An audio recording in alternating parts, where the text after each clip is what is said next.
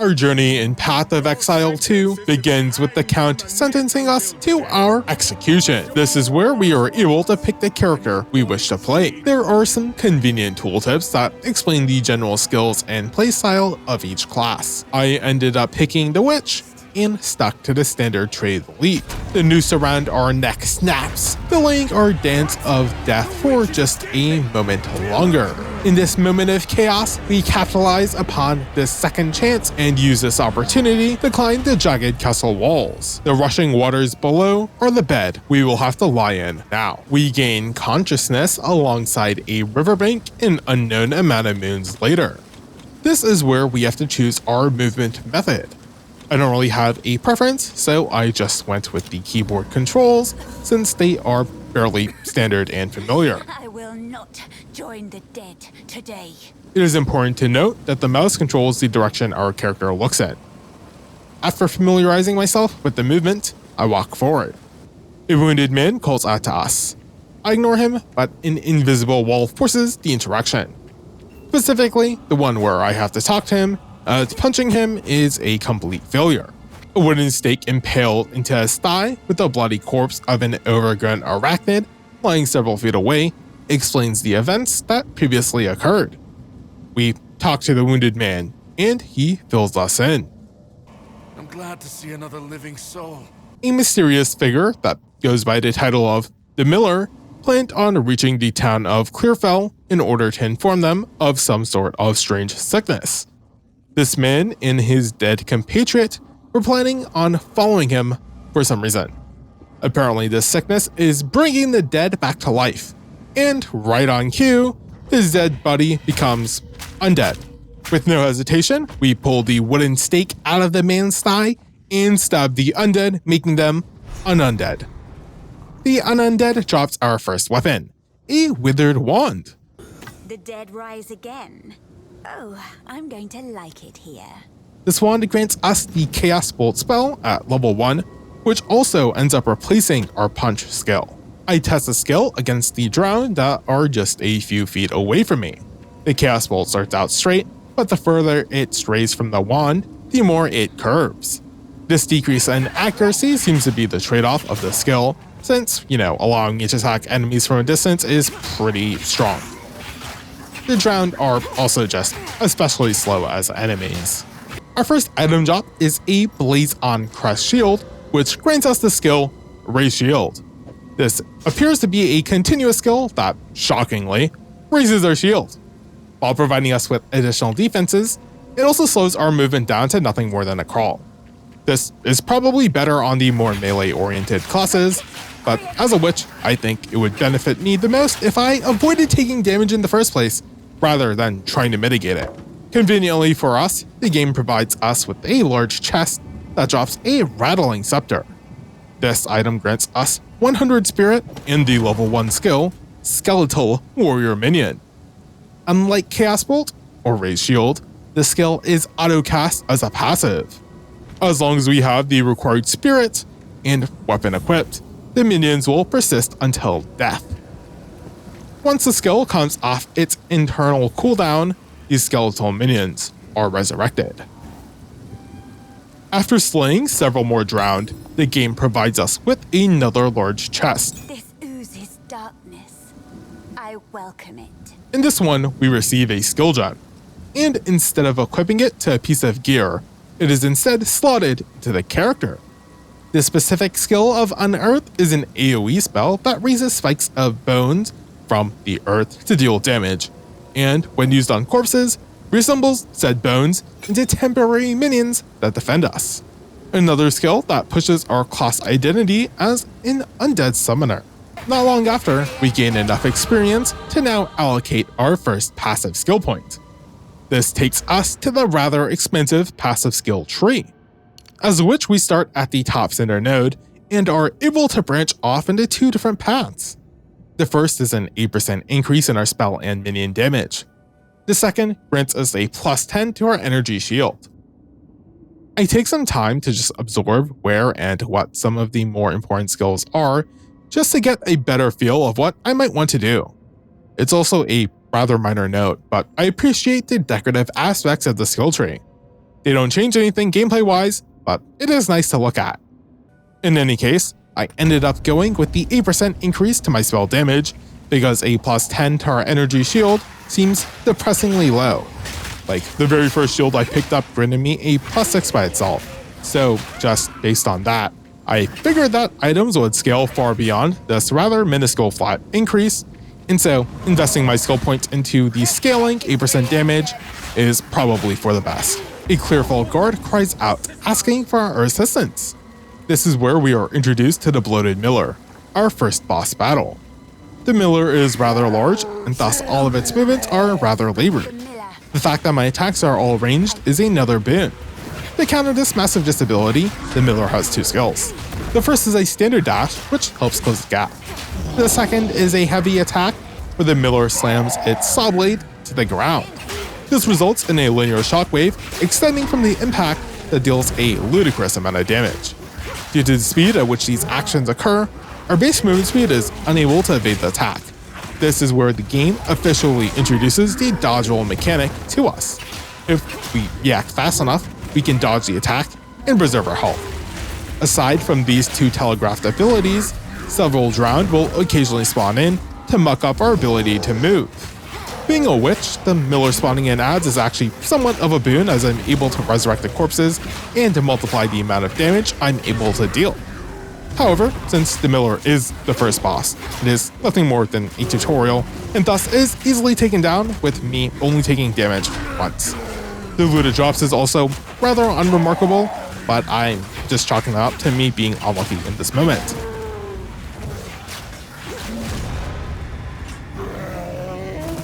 Impressive size, but little acuity. Dismal. With the undead creature now being unundead, the guard allows us to access the Clearfell Encampment. This is where I just want to take a second to point out the rather clever defense mechanism being employed. The encampment is slightly uphill, and a large trunk covered in spikes acts as the primary defense barricade. Not perfect, especially against a horde, but definitely good enough for a brute. Is this all that remains? We enter the encampment, and a man named Renly greets us. He recognizes us as another refugee from the Count's quote-unquote justice, which helps us understand that we were not the first nor last of his victims. After establishing himself as the leader and blacksmith of this encampment, we are rewarded with an uncut skill gem. Alongside this, he also informs us about a creature of dark power, dubbed the Devourer by Finn. This particular creature moves underground and has prevented the inhabitants from gathering food. Having proved our mettle, Renly hopes that we will be able to slay this beast. But alas, even if we do, surviving in this environment is still a rather Sisyphean task. Asking about Ogham doesn't really clear anything up, but we do learn a couple of key terms that fills in our gaps of knowledge. Feral is undefined, but since this part was the home to the Ezomite clans, it's most likely the name of the continent and or region.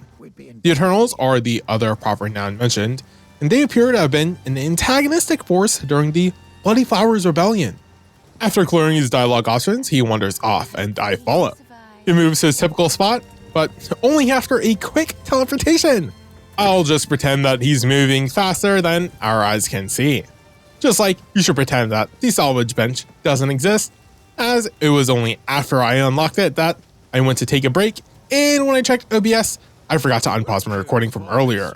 You hate to, well, in this case, not see it. And so I switched my class from Ranger to Witch. The second inhabitant I talked to is Finn, and he's your typical snarky smuggler character, a la Han Solo. Interestingly enough, the items he sells are all randomized, so it's a bit of a gamble if you get a decent item or not. I don't end up buying anything from him because we don't have that much gold, and for the sake of the video, I'm pretending that I've been reset to 0. Una the Bard is the only other inhabitant of this encampment. She details that this madness only begun when Count Geonor entered the Grelwood. If we investigate this location, hopefully we can learn what caused this turn of events. This is also where I learned that there is no ability to not accept quests, no matter how many times I hit escape, or any other combination of keys.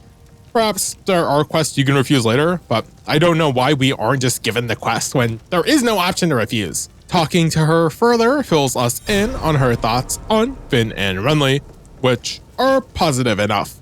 In this situation, which are the exact opposite. We can almost leave the encampment, but there is just one more task at hand, and that is carving the skill gem. Instead of hoping a certain skill gem drops or is available for purchase, we can instead engrave an uncut gem to obtain whatever skill we desire, even if they don't belong to our class. Of course, we have to have an uncut gem in the first place. The uncut gems level is also what determines the skills level as well. I'm a big fan of Chaos, and thus I decided to engrave the skill Contagion into the gem. The skill applies a damage over time debuff against the enemy it is used against. I also use my remaining scrolls of wisdom to identify each piece and shield. Neither items are great, but replacing my scepter with a beyond mid shield at this point in time was definitely not the correct decision. Uno also has the option to disenchant items instead of selling them for gold, which in turn grants shards, which turn into orbs, which is a mechanic that is almost certainly incredibly important, but not one I use outside of just gathering the materials for now. Oh, and the well exists so you can refill your flasks. Please. With my general housekeeping done, I leave the encampment and step into the Clearfell. The first enemies I encounter are a pack of rotten wolves. They aren't anything special, but their speed mitigates the distance I can keep between us. While I can dodge roll and avoid most of their attacks, this is where I realize how much more convenient it is to just have minions create the space for you. With Contagion, my strategy is to infect an enemy with said debuff before then killing it near an entire pack in order to spread that debuff. The damage on Contagion is pretty low right now, but it provides a small amount of ad clear. Unearth is insane though, because not only does it bring back some minions for my protection, but if those minions originally died with the Contagion debuff on them, they can attack and spread Contagion without me having to cast a spell. Speaking of, the target on the Contagion spell is pretty atrocious, and it will frequently not infect the monster I'm highlighting, and affect an adjacent one instead, which is only ever increasingly frustrating. Minutes later, we stumble across the Mud Burrow, the home of the Mud Devourer. A descent into darkness. I wouldn't have it any other way. I also level up and invest into the path forward, which is just another 8% damage increase. Besides your typical skeletons, we are frequently accosted by mud simulacrums that have lodged themselves into the wall. You can actually see them before they collapse down onto you, but I just end up running headfirst into most of them since they deal a paltry amount of damage. The hatchery is a unique-ish location in the sense that it's marked on a map, and that there are a bunch of eggs for us to destroy. But that's it, so does it even count? It is weird that this is the only location with a meaningful amount of eggs. Like, why not just have these replace a generic destructible clutter? The second checkpoint in this location leads us towards a clearing labeled the Vale Nest. This is where we initiate a boss fight against the Devourer. Its basic attack consists of it lobbing out a slow-moving blood-red globule from its mouth. This attack is slow and easy to dodge. The Devourer can also burrow underground to reposition itself. Its tail takes the place of the first hole in the chain, and if you get close to it, it will slam you, which limits your positioning. Eventually, the Devourer has enough and hides before emerging from the ground through a telegraphed shattering attack. This move also spawns flesh larva adds. I end up trolling myself and dodge roll straight into my death after suffering through a tail slam. This was unlucky, but at least I learned the lesson of not spamming my dodge roll for no reason. Well, I say learned, but more like became more cognizant of. My second attempt was not any more difficult. I do feel like my damage is pitiful, but I don't have a frame of reference to judge that on. And in hindsight, I wasn't really the best at maintaining the contagion timer on the boss, so there is a major skill issue at play. The raven always outsmarts the worm. Still, it only took me a little over 2 minutes on my second attempt. On its death, we receive our rewards, and in a rather fortuitous roll, we obtain the Devourer's unique item. or at least what I assume is so. The Luminous Paste Star Sandals grant us 10% increased movement speed, add plus 23 to our maximum energy shield, making the total 37, add 6 to our intelligence, reduces our energy shield recharge rate by 29%, and increases the start of our energy shield recharge by 100%. Those last two seem like the actually important effects, not that a 10% increased movement speed is not nice. The flavor text reads, "Blessed are those who tend the grove." Unfortunately, I lack the critical information to understand what this line is referencing at this time. With the beast slain and quest complete, we can report the good news to Renly. This is where we are able to use the portal button to create a portal back to town at no cost. Portal scrolls are a neat idea, but due to them being a utility item, they can't actually be rare, and in ARPGs like Path of Exile 2, grinding for rare loot is basically the primary draw of the game. This means they would just end up taking up an inventory slot, so reducing this mechanic to a single button is a pure quality of life upgrade. The difficulty check instead stems from dying, which resets all enemy progress in an area, and bosses, which are more tests of skill. Renly thanks us and rewards us with an uncut support gem. These work like skill gems, but for support skills instead. Shocking, I know. We also talked to Renly about fatherhood. This is where Renly reveals that he adopted a lost Karui foundling boy. He's all grown up now though. This line does tie back to Finn's introduction, because it turns out that Renly doesn't have a daughter, he has a son. I talked to Una right after. Kanjinor's cruelness, under the guise of justice, ruined all she had. Through her recounting, the Count arrested her father for something as menial as delivering his harvest just a single day late. The soldiers that came after then caused the rest of her family to scatter. She was away when this happened, and using the context clues, it sounds like this event was fairly recent. The timeline is unclear, but I would suppose that we're at most a month past since these events unfolded, if not only a fortnight. We can also ask Una about the Devourer. She expresses some sympathy for the creature, as while Ogham County has many dangerous beasts, the swarm in particular was another victim of the sickness infecting the land. As if the dead coming back to life wasn't bad enough, even the living are not safe from corruption, i.e. the Count. I upgrade Contagion to level 2 from the skill gem the Devourer dropped. This increases the base chaos damage by 25%, which results in the spell now dealing 2.4 chaos damage per second. Crazy. Engraving my first support gem is much trickier. Chaos Bolt is objectively my most cost spell, and is my primary damage dealer, at least for now. So upgrading it first is probably my best move. Unfortunately, I then waste a bunch of time reading through all of the non-recommended support gems before just sticking with the ability to chain, which also goes against my prerogative. Each of my hits will deal less damage, but it will cause the projectile to attack another enemy.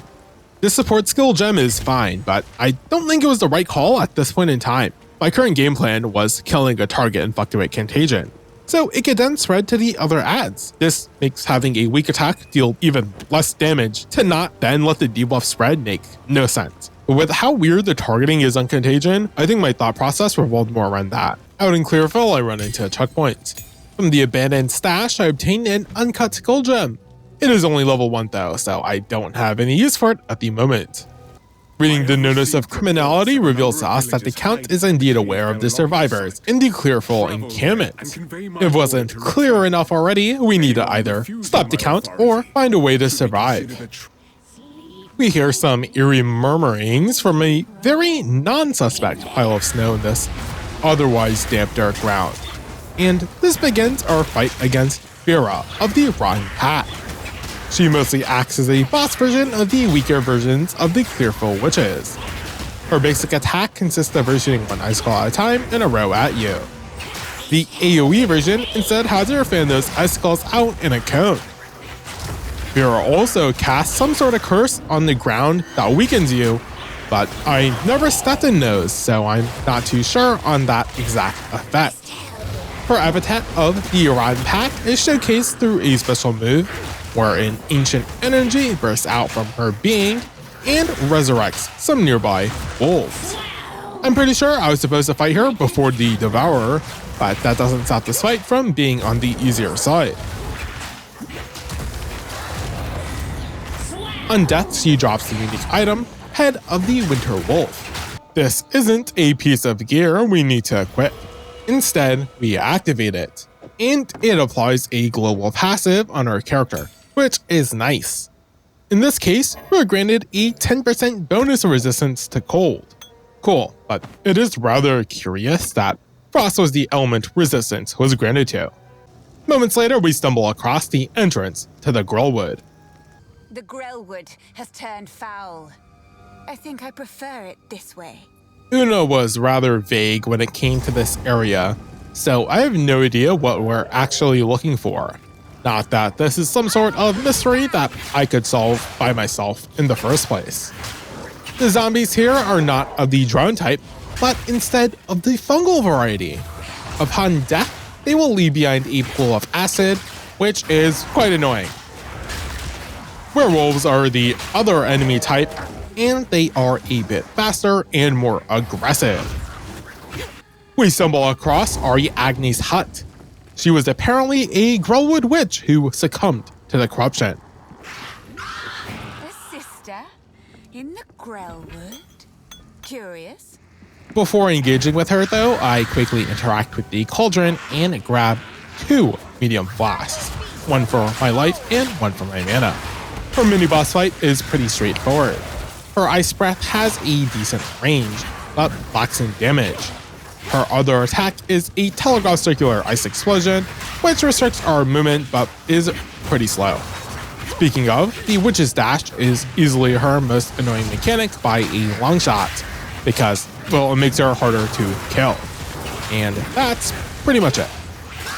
She drops the support gem, and I engrave the magnified effects skill into it, as the range in which an enemy with contagion needs to die is way too small. Like the other ads have to be right next to the enemy I kill. The hooded one hangs from the Tree of Souls, and it's clear that this is related to the Count's current spell of madness. Before summoning Una, I read the Count's sentencing. We summon Una. She notices that the hooded one is still alive, and calls it a shade. It's probably not human and almost certainly some otherworldly being, but I don't know if this is referring to some other species or is just a generic term. I'm assuming the latter for now. Freeing it from the noose won't be enough, as we learned. Because of this, Una refers us to the Red Vale, an ancient Azimite battlefield. It's there that we might hope to find enough old relics containing the power we need to free the shade from the runic chains that bind it. Talking to Una further reveals a whole host of new dialogue. Starting at the top, the Red Vale was the home to a battle that, while the Azimites won, came at a horrific price and cost that the clans of Ogham must still pay, even centuries on. She doesn't really explain why it was so tragic, so we just have to take her word that it was. We're able to ask about the Tree of Souls. Long ago, this tree attracted faith spirits, but the Eternals perverted the sanctity and would string up Azimites to starve and be pecked at by birds. Una also reveals that this shade was who was calling out to her in her dreams. The Count went as far as to use the legendary greatsword Agnar in order to seal this entity with runes, so they almost certainly will contain information we need. With that, we make our leave. The first location I stumble into is the grim Tangle. The roots here have a mind of their own. I'll need to convince them to part for me.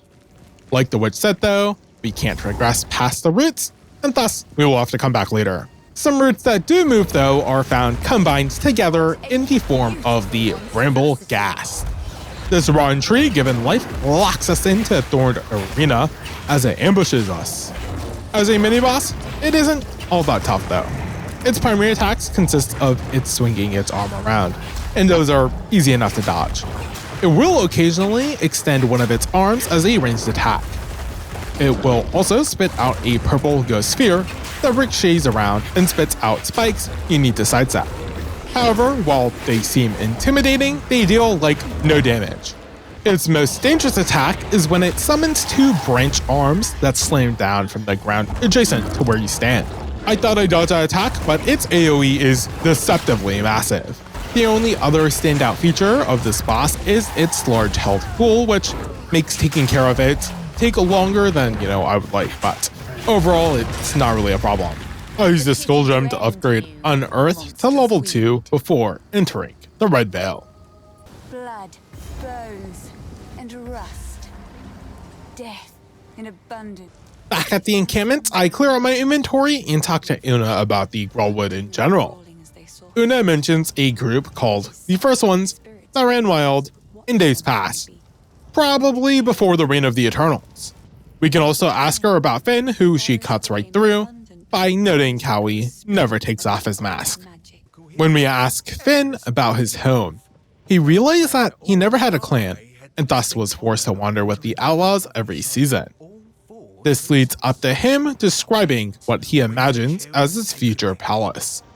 While absurd, the goal is to characterize how Finn copes with the world that was and is.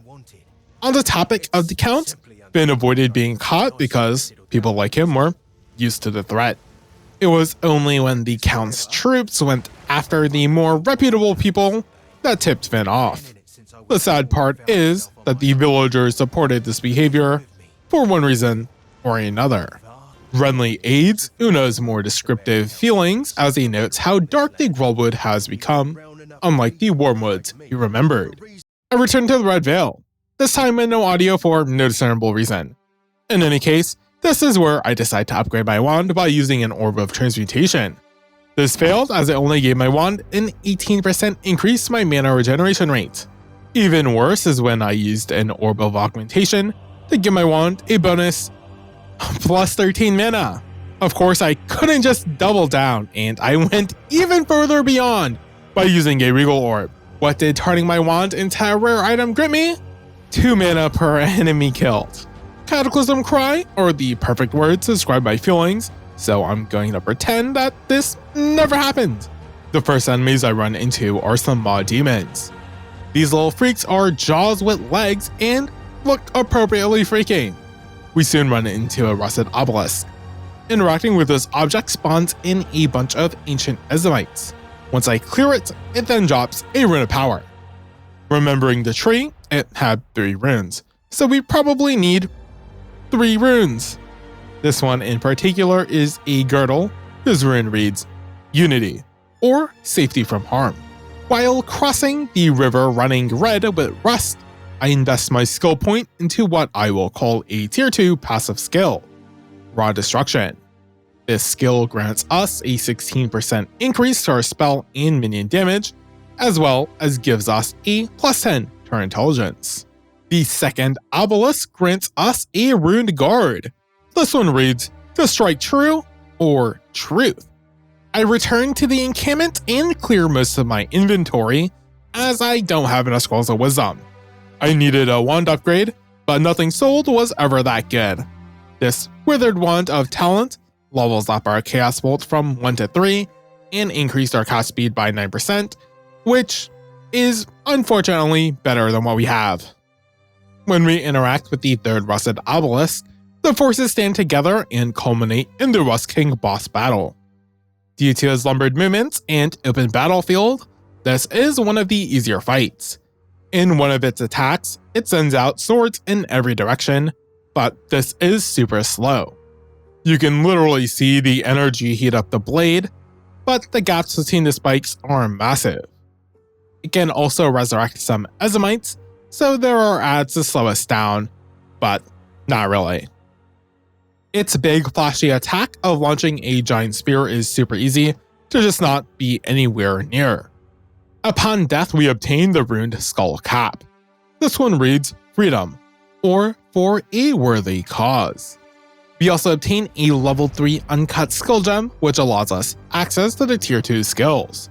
While Enfeeble casts a circle on the ground that weakens enemies and Bone Cage, well, spawns a Cage of Bones, I have to pick Essence Drain because Chaos Bolt is, well, just not cutting it when it comes to being our primary damage skill. Essence Drain fires a projectile that deals damage and inflicts a Chaos dot on hit, so part of its DPS is hidden. The spell becomes our primary damage option, and it's not even a competition. Back in town, we hand the runes over to Renly, who smits them into spikes.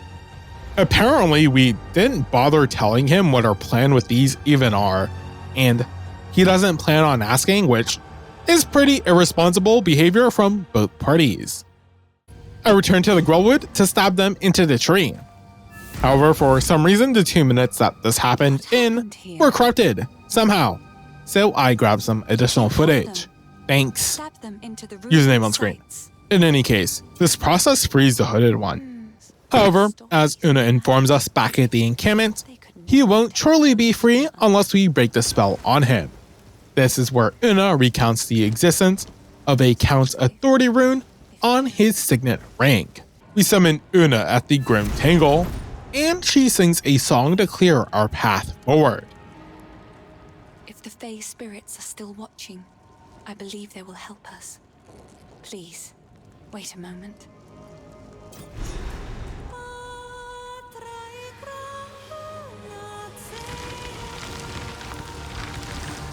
The old magic still thrive. The way is open. Please, hurry.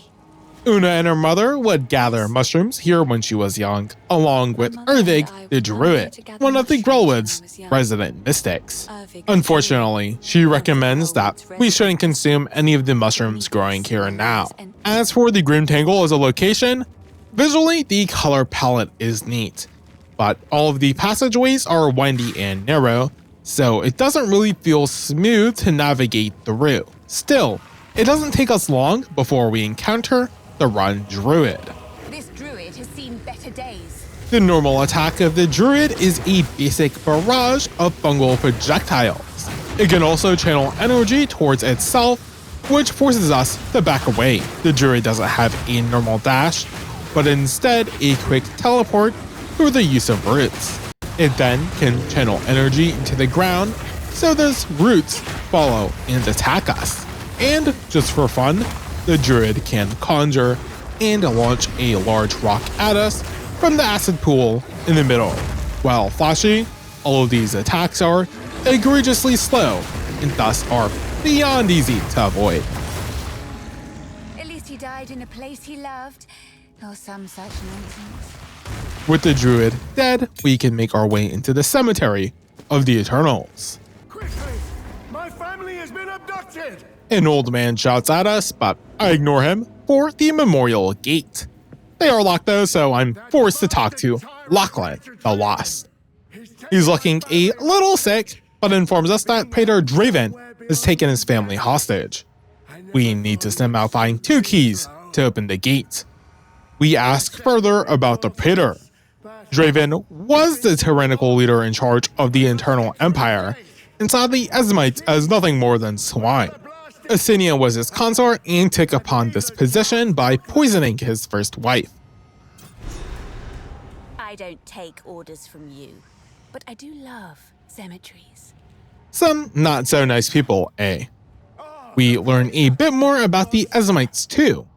They are native to the land, but this is the oldest home they know, as past generations departed from Ezimir in the Isles of Scoth. Lachlan also name drops the Bastiri Desert. These all sound like places we might visit in the future. We ask more about before Feral, but Lachlan relays that the songs are unclear about said time, as there was too much corruption and too much darkness.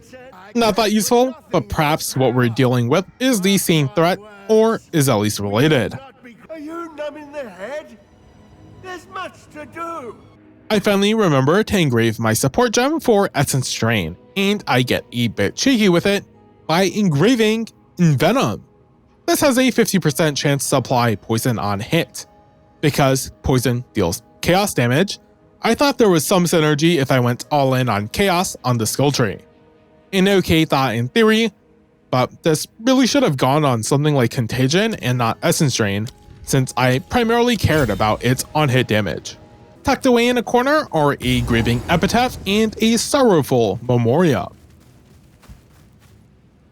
My dearest daughter, beloved for all time, rest well.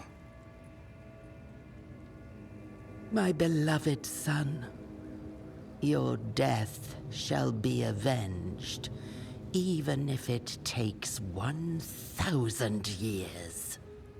I presume that these were the children of Draven and Assinia. Their cause of death is unknown to us, but perhaps they were what spurred on whatever madness seemed to consume the Eternals. Or perhaps they were always this intense. Before we enter the mausoleum of the Praetor, Draven's dictum lets us know that his disdain for the Ezamites extends even into his death. Our victory is never complete, so long as the Ezamites resist us. Let this graveyard erase their... Down here, the enemies embrace a spectral and avaricious nature. This legendary blight creature sends out lightning bolts that ricochet off the walls, which is pretty neat. The minimap marked an area called Forgotten Riches, and when I reach the area, I can activate a switch.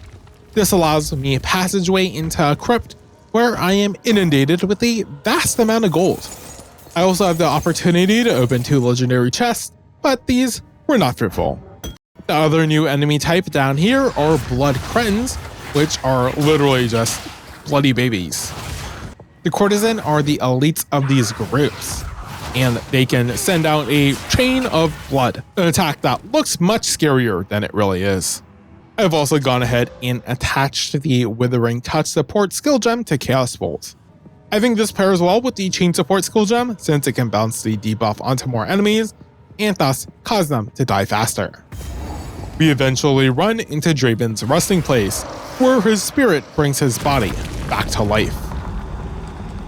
Depraved witch, you are not long for this world. Draven starts the fight by shit-talking us and swinging his sword to fan out several energy projectiles. When we're close to him, we can see his general attack where he just slices his sword in a 4-swing combo. Draven slams his foot down and a dark ethereal energy lurches forth. He follows it up with a hefty sword skill that probably chunks most of your health if you're hit with it. Annoyingly enough, the skill only ends when that initial dark attack spreads out horizontally. The final attack we need to worry about is actually not from Draven, but from Assinia. He's able to call upon her spirit for assistance, and she attacks us by summoning ethereal circles of damage on the ground. No cap though, the real damage is done to my FPS, and it's caused by the lighting. I did fix that issue by switching from the native scaler to DLSS quality, and I thought I should mention that. We fell Draven and pick up his memorial key piece. Give it a rest.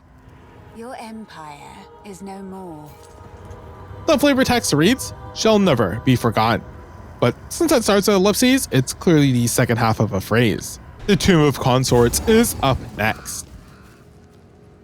Let this be a testament for all time. The Eternal Empire stakes claim over this land, both in life and death. It's down here that I reach level 10 and invest in my second tier 2 passive skill, Entropy. This increases our chaos damage by 18% and our skill effect duration by 15%.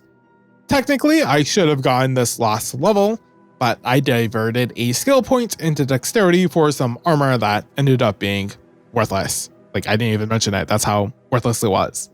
This is the last of the obvious skills to invest into, as after this I need to trek to other nodes that I think would be worth it. Since I'm all in on chaos damage, this meant I would need to go up into Lingering Horror for that 23% increased chaos damage and 15% increase to my skill effect duration, or left for Spiral into Insanity, which increased my chaos damage by 29% and increased my global defenses by 10%. I already invested a point into an attribute node to the left, so Spiral into Insanity it was. The other chaos skill nodes are pretty far off, although something like Dark Entries seems incredibly important.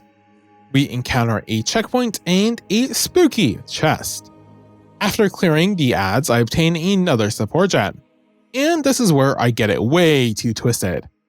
Theoretically, I just needed to infect and kill one mob to spread contagion. So a 40% increase in damage in exchange for a 10-second cooldown didn't seem like a horrible idea. Especially since, if you remember, Unearth can resurrect minions to spread contagion. This ended up like me cooking a recipe, but having to substitute an ingredient, and the end result looks fine, but the taste is just off enough. Yesenia has a standard array of generic boss moves, and much like how Draven was able to summon her, she is able to summon him. This results in a unique move where she uses Bone Cage on us. We then have to destroy some of the spikes to escape the trap and avoid the following rain of weapons. With that, we eliminate Yesenia. Her key piece reads, "The cruelty of the Eternals." So, when combined, they read, "The cruelty of the Eternals shall never be forgotten." Spoopy. Brenly expresses his feelings about the Cemetery of the Eternals and approves of our desecration. Una would rather not speak about what we did to Ervig, which is understandable, and sells us an expensive but neat wand. Level 4 Chaos Bolt is nice, but the 49% increased spell damage and +1 level to all Chaos spell skills are the much more desirable traits. We return to Lachlan with the keys and open the gate. In a shocking turn of events, Lachlan was the previous Count of Ogham, and the Eternals have long since buried his family. This results in him becoming enraged and us having to put him to rest. Lachlan is a giant and is slow in his movements.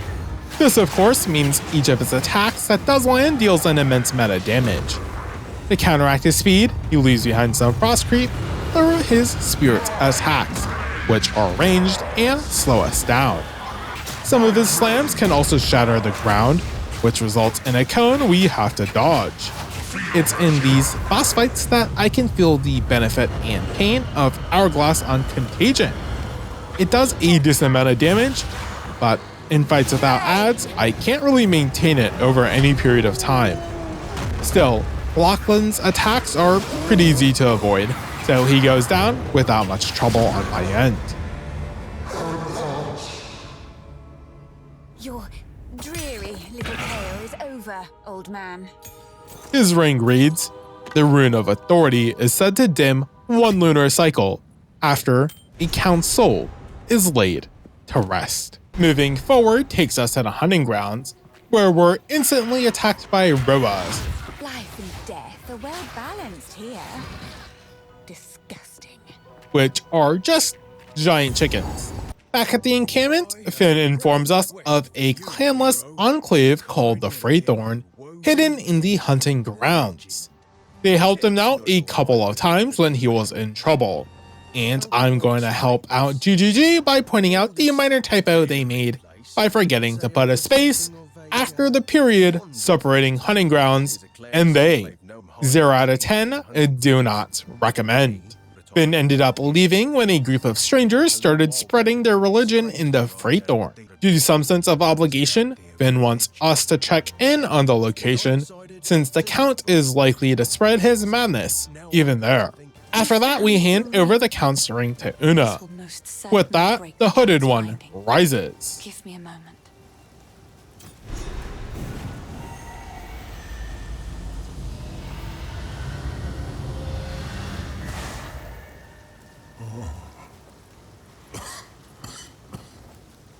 We talk to Una after this event, and she informs us of her missing loot in the farmlands. We can't refuse, not that we have any reason to not just pick it up. After that, we talk to the Hooded One. He warns us of something he refers to as the Sea, and it is this object that is the source of corruption and madness spreading in the world. We just need to make our way towards the Count's Manor. When asked, the Hooded One reveals that he hid the seed when some tremendous event occurred 20 years ago. It was only recently that he was trapped and the seed was lost. Outside of any story relevance, the Hooded One offers us some gameplay options. The first is his ability to identify items for free. Wisdom Scrolls already barely cost any gold, and have the same problem as Portal Scrolls. The one trade-off is that you have to return to town to identify items, rather than doing so in the field. But it's not like you can't just carry Wisdom Scrolls too, so this is just a pure quality of life upgrade.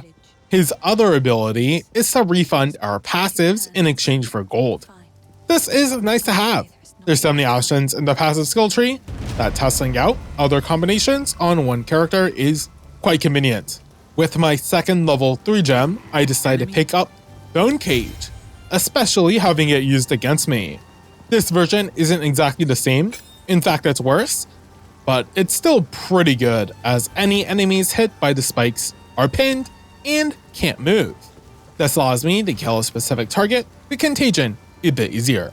Finn makes a joke about forgetting his sleeping Vale at home in order to poke fun at the creepiness of the hooded one. Renly is also not that trusting of the figure and only accepts him on behalf of a reputation. I have to admit, they kind of have a point. It is weird that he doesn't take off his hood. Or that we didn't even try to take off his hood. I guess it's something you just have to accept. Renly also informs us of his forge at home. I believe that this is originally what gave us the quest to obtain some item that led to the creation of the salvage bench next to him. The mini-boss was pretty forgettable, but it is weird that this element persists and doesn't reset. When asked about Finn, Renly lets us know that he vaguely knew his father and mother. For some reason, his father refused to acknowledge him, which left Finn clanless. Renly also notes that many beasts were much friendlier in the past, and that he only felt something this odd when he was a much younger man. The hooded one alluded to a cataclysmic event occurring 20 years ago, which is probably the same one Renly mentioned here. Since this has been brought up a few times now, I wouldn't be surprised if this rears its head up later as a plot point, or some sort of explanation for what is happening now. There's a pretty decent body armor piece for sale, but because I bought a new wand and have been more focused on disenchanting my magic items, my gold reserves are rather paltry. I did gamble on a focus as my shield was still useless, and this new one was just as useless. Great.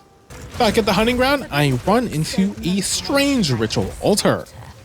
Interacting with the altar covers the boundaries of our screen in an intangible darkness while spawning a horde of enemies. This is kind of lamer than what I was anticipating. At the very least, I wish it spawned in some sort of mini-boss as well.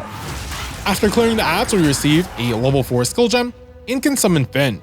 He confirms that the religious cultists are behind this, and that we should really hurry on over to the Freythorn. That doesn't explain anything, but I don't know what I really wanted him to say except give us more information on the cultists. With our level 4 skill gem, we have quite a few options. We could unlock a new skill like Enfeeble, or even boost Contagion since it's our ad killer, but Essence Drain is just too essential of a skill. I haven't touched on the aesthetics of a location in a while, but that's because most of them have looked good, but not in an interesting way. While this area is still just a grassland, the crimson thorns lining the serpentine vines are visually neat to look at. This is also the first location that isn't submerged in total darkness. I haven't really touched on the ads because besides their designs changing to match a new location, they don't have any unique behaviors. All of that is saved for the bosses, and I can't help but feel that's a bit of a problem. I don't think every enemy needs a unique attack, but maybe there should be a couple of mini-bosses in between the main bosses who just pull from a generic boss attack pool. I stumble across some buried caches, one of which is legendary, but they were trash. I know the last time I showed the passive skill tree, I went on about where I wanted to go in the future, but there is just one more 8% spell damage increase node that I can nab. I stumble across 3 Spriggans channeling energy in some sort of Dryadic ritual. Grey Stink the Ever Hungry is reborn, but it's just a rare enemy and is complete freelo. I have a couple of choices for the support skill gem. Essence Strain is still the MVP, so that's an obvious upgrade for me. There's some good support skills that are pretty basic DPS increases like improved casting speed, but I can't be that basic. This is where I go for the Unleash support skill. Every 200% of the spell's cast time, the skill gains a seal. When I use the skill, it will repeat the skill, but at a 50% damage cost. Ideally, this can now hit multiple adds, which is a theoretical buff to my clear speed, and is a 100% chance to poison against tougher enemies. Outside of Freythorn, the Count left a notice of amnesty. It calls the people of Freythorn traitors, but offers some sort of clemency if they immediately return to the manor. Between the cultist and the Count, I can't say the denizens of Freythorn are in a good place. I still have some unfinished business I need to attend to first, though. We run up a rather long pathway and encounter the Crowbell. This is an interesting boss fight because we're constantly moving downhill. Eventually, the Crowbell traps us before realizing that it is stuck with us. This is where it grabs its titular bell and runs all the way down to its designated clearing. Mechanically, the fight is simple, but it is quite the spectacle, and since we're always moving, it feels fast-paced. I enjoy the fight, but I think the Crowbell should have its health reset when we entered its final phase. I also feel like every boss in the game should be dealing like double or triple their damage, but that's a more general change. We return to town and talk to the Hooded One. Through some unknown method, the Count acquired the knowledge that the Hooded One held the seed of corruption, and is now the possessor. He takes a more cosmic scale when it comes to the first ones. He admits the gods born of men existing, but questions if a gigantic red tiger named Vale actually ran the plains of the primordial world. I have never heard of said figure, but there is probably a reason the Hooded One is mentioning them. I wouldn't be surprised if they show up as a boss in the future. Freythorn exists in the canopy of the trees and thus has treehouse vibes. The cultists have completely overtaken the area though, and we have decided to cleanse the ritual altars. Unfortunately, this is an area where OBS decided to just not record the audio, but the King in the Mist occasionally speaks to us. This is where the witch has another edgy line. Don't whisper at me from the dark. I am the shadows. Based. On my way to the King of Mist's altar, I kill a rare cultist archer and obtain my first chaos orb. This removes a random modifier and augments a rare item with a new random modifier. Neat. I couldn't be bothered to invest my previous passive skill point, so I end up dumping 2 at the same time, netting me a 14% increase to my chaos damage. After clearing 3 altars, we fight the King in the Mist by first getting rid of some adds. It is only then that the boss fight begins. In terms of unique attacks, the King can conjure pools of blood. These restrict our movement and deal damage to us if we stand in them. The more annoying move is a skill where the King can bind us in place for 3 seconds. It seems like it's just autocast on you, so I don't think you can actually avoid it, although it could just be a skill issue on my end. I think the game plan is to just keep your distance and tank the damage. Once the King in the Mist reach a fifth of its health, it transforms, and we enter a phase 2 for the first time. My health is burst down, and the reason confuses me at first. I eventually noticed that the timing lines up with the purple Nova burst from the pillar, but it's too late as I end up dying. Unfortunate, but the Affliction Totems as a mechanic is a nice change of pace, as it requires us to interact and destroy a specific object while dealing with the boss. Once I figure that out, the second attempt is a breeze. The King's death animation is also rather elegant. We receive quite a few rewards, including an Exalted Orb and a Gem Bloom Skull. The skull reads, "Corruption often causes crystals to grow in strange places." We crush it, and it releases the energies within. This grants us a permanent plus 30 to our maximum spirit. Crushing it also revealed the level 4 spirit gem hidden inside. Finn thanks us and rewards us with our choice of a charm. I end up picking the Topaz charm, but that was incorrect. There is objectively only one correct choice, as I will soon find out. As for the spirit gem, we only get the choice between 2 passive buffs, Grim Feast or Withering Presence. The first allows us to pick up energy shield shards whenever we kill an enemy. This effectively extends our total health in combat. Withering Presence allows us to deal more damage, but that requires enemies to be close to us, which is unsafe. And I already have Withering Touch on Chaos Bolt, and I don't want to make a skill completely useless. Like, Chaos Bolt isn't even that good in the first place, so it's like, Withering Touch at least makes it, do something. It feels like it's doing something. My last reward comes from the Ritual Rewards. Using the tokens earned, I picked up a Regal Orb.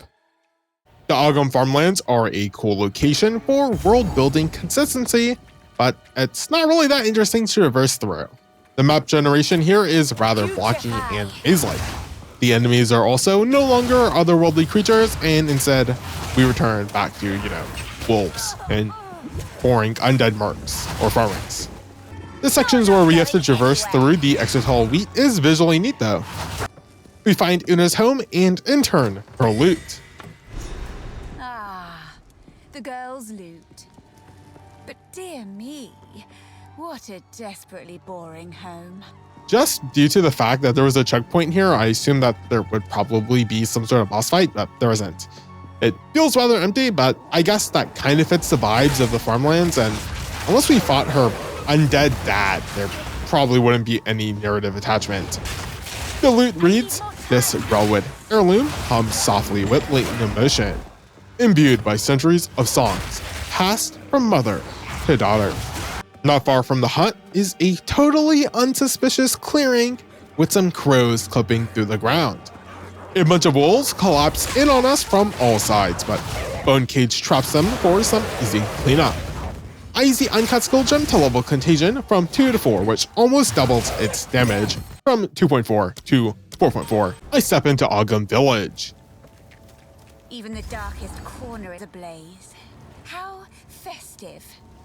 Before continuing forward, I return Una's loot to her. She thanks us and gifts us a Book of Specialization, which grants us 2 passive points and 2 weapon set passive points. I assume that I will touch on the weapon set mechanic in the future because I barely have one good weapon and or build at the moment. We are also able to request Una to play a song for us, but she refused to play any of them for me. The 2 passive skill points are a pretty insane gift, as I'm able to go upgrade straight into Spiral into Insanity. Going from 1 skill granting me 7% to 1 skill point granting me a 29% increase in chaos damage is insane. The 10% increase in my defenses doesn't seem as good, but it is global, so it's fine, I guess. I mainly cared about the damage anyway. Finn ponders the meaning of what a home is, and supposes that perhaps this encampment is his home now. Wow, deep. The hooded one is rather perturbed when we inform him about the village being ablaze. He tasks us with infiltrating the manor in order to combat the Count himself. I make a rather meaningful gear upgrade as I finally replace my body armor from ages ago, like literally the first time I entered the encampment. Hello. My new Dragon Seed Feathered Robe grants me 57 to my energy shield, a +9 to my intelligence, and a 2.9 life per second regen. As for weapons, while I find a wand with a higher Chaos Bolt skill, the rest of its stats are not good at all. The Ogham Village varies the enemies up, and that includes sending exploding pigs that run at you at Mach 10. They don't deal nearly enough damage. Unironic, they need to deal like triple or quadruple the amount of damage they did to me. They are joined by your typical werewolves and undead. But this time, most of those undead are on fire. Wow. Speaking of, while tragic for the fate of the village, the fire adds a layer of lighting that makes the environment feel a bit more dynamic. It would be cool if the fire played a mechanical role in the map somehow. I invest my next skill point into the 3% increased cast speed node. I have quite a bit of damage now, and the next chaos node is in a direction that makes more sense for me to pick up some of the energy shield nodes on the way. With that, I find my way into the courtyard of death. We watch the executioner chop the head off a man into a rather absurd pile of heads. Of course, we do nothing to stop him before we fight the creature itself. You should have been burned at the stake, witch. Great will take you, bastard! My would-be executioner. Its basic attack consists of it swinging its axe around. It can also jump forward and slam that same axe down for a gap closer. Another mid-range attack is the typical shockwave that extends forward from the weapon's impact point, the elemental version of which consists of a short charge-up time from the executioner before it brings its axe down. The attack cascades out from its initial small impact, but the extended range is also pretty easy to avoid. Dropping a guillotine is a pretty sick move, but once again, the channel time is rather long and the impact area is quite small. So in an open field, we aren't even anywhere near it when it drops. The most my health drops is when I get hit by the edge of the guillotine because I get stuck on a couple of ads who are in the middle of dying.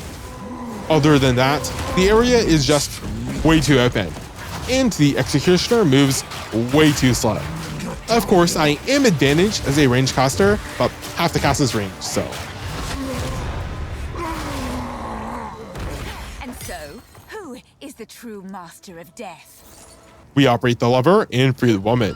She's not willing to talk here, and somehow can just create a portal to the Clearfell Encampment. I mean, it was weird when Una and Finn did it, but they lived there before us, so sure. Seeing a random NPC also just cast a portal to this location is pretty surreal though. Like, the cast time is pretty short, so why not just use it every time you get into danger? I can't go through it, so I assume, other entities can't go through it either.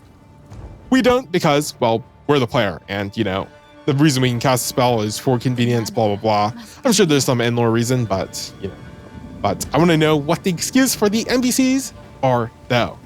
I would be more okay with this if we had to attune our portal spell to location first, but we don't, so rip. Back in the encampment, we can gather thoughts about Lytus from the gang. Ben keeps his distance due to his issue with his treatment from the nobles in the past. Fair enough. Una is a lot more sympathetic. She was also reminded about her father, who she last saw, and was not on the best of terms with.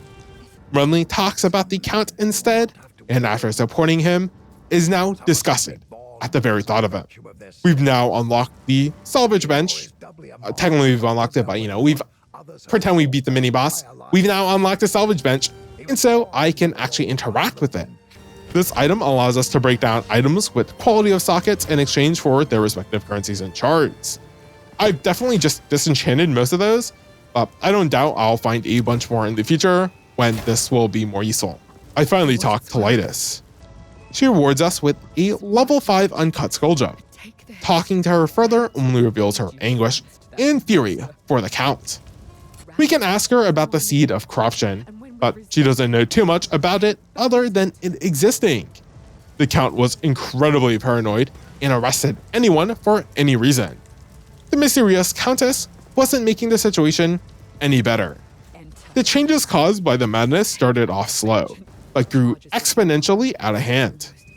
Lytus even goes so far as to compare the conditions as to being under the rule or tyranny of the Eternals all over again. Oddly enough, this makes it sound like she lived under that rule, which means the timeline between the rule of the Eternals and now is not as long as I thought it was.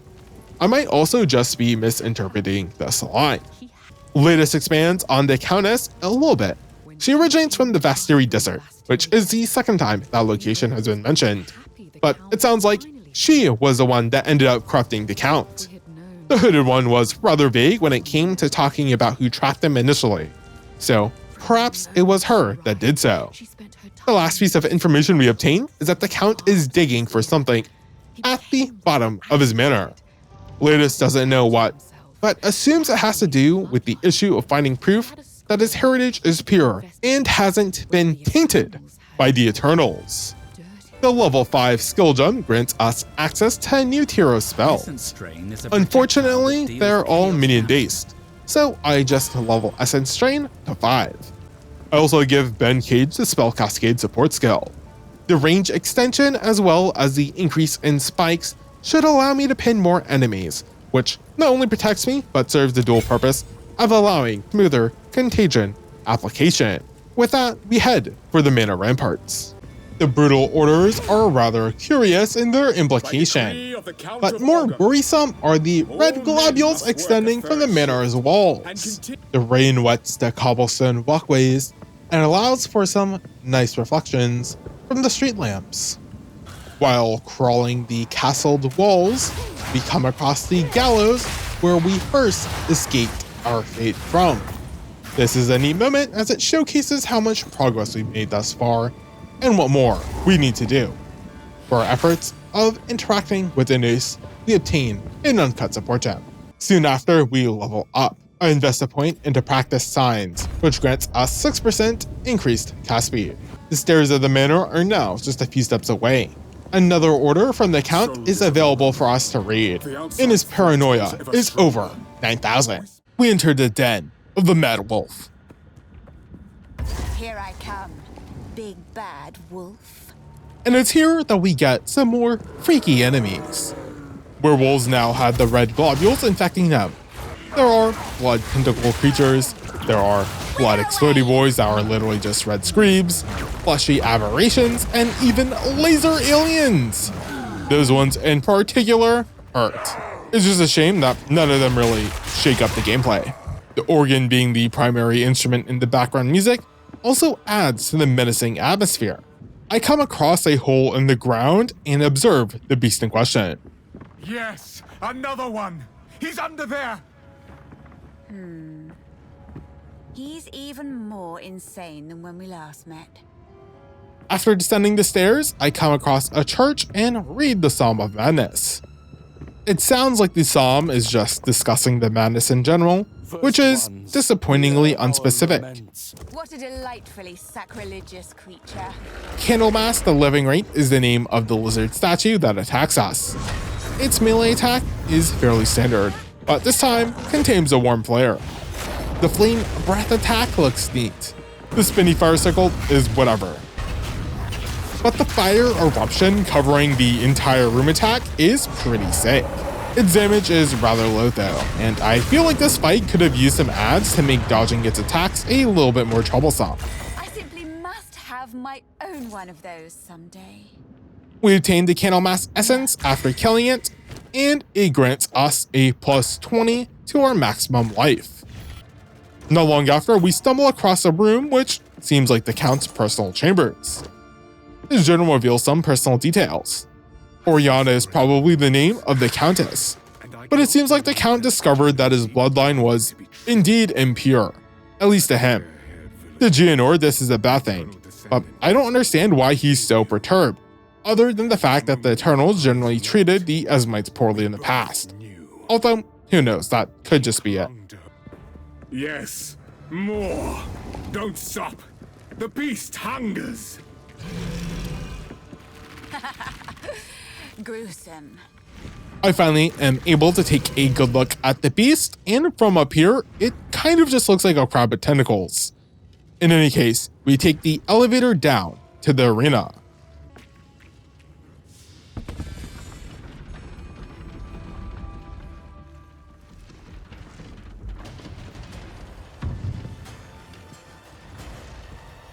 Some crazed guards bother us for a moment before the main event begins. This interloper has the power we need. Kill her, and you shall have everything I promised. No noose this time. I'll remove your head myself. Not if I take yours first.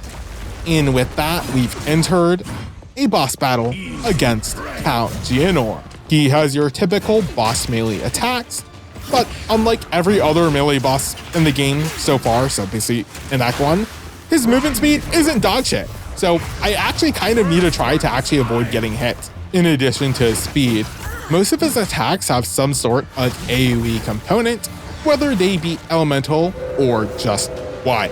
Sure wish I had that Sapphire Charm right about now. After either dealing enough damage or enough time, the Count inserts his sword into the ground and transforms into a wolf. I guess we're really bringing home the werewolf theme. I gravitated towards the sword because I assumed that I would have to deal with some sort of mechanic. I mean, technically, getting frozen and then dying a second later is a mechanic. It's just not what I meant. This was clearly a massive overthinking moment on my end. I learned from my mistake the second time around, but due to the ads, I get caught in his Meteor Slam attack, which thankfully doesn't kill me. Brianna, open the cage. Release the beast. Give me what you promised. I expect so much more. Since you are too weak to do the job, I'll find someone who can. Goodbye. You manipulative whore! How dare you abandon me after all I've given you! The Countess refuses to free the beast and leaves Gianor to fend for himself. This enrages the Count and he transforms into Gianor, the Putrid Wolf, a demonic version of his regular wolf form. For some reason, I'm attacking him from melee range, but that somehow ends up working for a while. Eventually, Gianor howls and encircles the combat arena with a chilling mist. Staying in it deals a moderate amount of damage, which forces us into the center. Wolves and werewolves spawn from the mist in order to whittle our health down. Gianor hides amongst the mist and ambushes us by leaping in and out. I played terribly here and kept on taking a bunch of damage, mainly because I was paying attention to the edges of the map in order to spot some sort of telegraph for the Count. I first assumed that it had to do with the torches, but that's ended up not being true. I then thought the locations where the ad spawn mattered, but they don't. I mean, aside from killing them, but not for the mechanic. I was completely focused on the visual aspect and I ignored the audio cues shouted out by Gianor. While there is a slight delay, he always slashes through the middle, so if you're on the edge, it's not terribly difficult to dodge. I then get caught in a beam of his Requiem on the high attack. And after it freezes me, I get hit by beam after beam till my untimely death. It seems like the beams rain down in a generally random location, but I don't know if getting hit then causes more beams to localize on that spot. While my movement wasn't all that, in this instance, it does seem like I got extremely unlucky here. Regardless, I died, and thus have to attempt this fight over again. My damage doesn't seem the greatest, but it doesn't also seem that bad. So I didn't want to do a whole bunch of upgrading, especially since I appreciate the difficulty. So I made a simple upgrade by replacing my medium life flask with a greater life flask.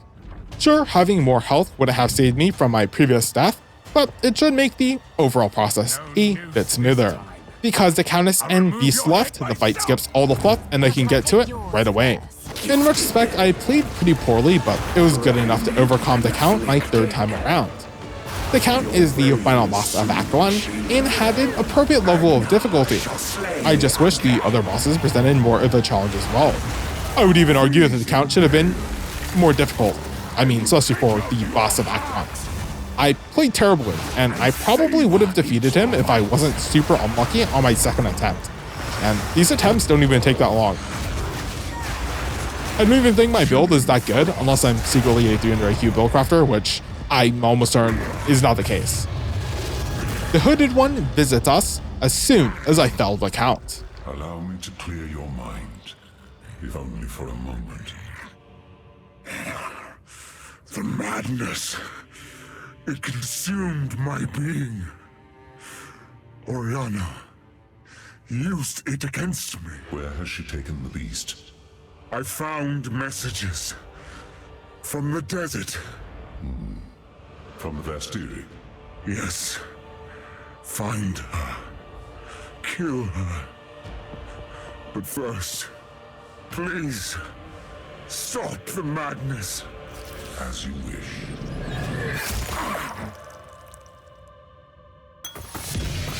We must make haste. Let us return to Clearfell to make our preparations.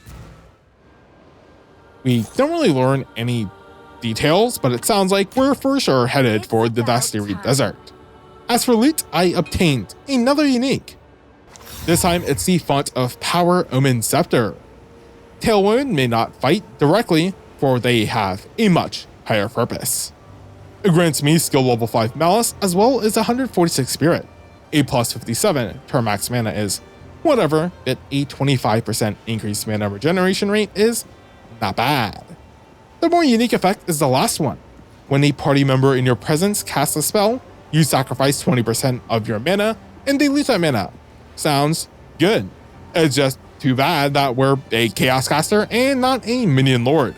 Light now blankets the darkness that covered the encampment. The town members all want to talk to us, and it's just generic thanks for our efforts. No problem, I guess. We meet up with the Hooded One. He confirms that Oriana is indeed the Countess, which makes sense, even if I detected a bit of vagueness in the earlier journal entry. The beast hasn't taken its full form, but hopefully we will be able to stop it before it does so. I don't know why, but I have a bad feeling about that. Like and subscribe. Good night.